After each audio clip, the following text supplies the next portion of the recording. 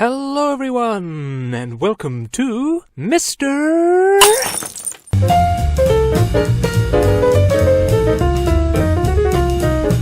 This is Western Asia, and here is Armenia. Now come on, let's see what's been happening there, shall we? People have lived in Armenia for a long time. The first settlements arising in the Neolithic era. As for the Armenian people, their ancestors no doubt descended from the ancient inhabitants of the region, such as the Hittites, Mitanni, and Urartu. The ancient Armenian historian Movses Khorenatsi names the heroic figure Haik as the founder of Armenia, said to be the son of Japheth, the son of Noah. And you see this city? This is the capital of Armenia, Yerevan. And that mountain over there? That's Mount Ararat, the area the Bible states as the landing place of Noah's Ark after the Great Flood. Interestingly, the first thing Noah did after the flood was plant a vineyard, and funnily enough, the oldest wine press in the world was discovered in Armenia. Anyway, the great Iron Age kingdom of Urartu weakened with wars against the Assyrians, and by about 585 BC, the Medes from Iran took over Armenian lands. Persian rule followed, who made Armenia one of their satrapies. Under Persian rule, the Armenians joined the Zoroastrian religion, and no, that did not involve worshipping the Spanish vigilante.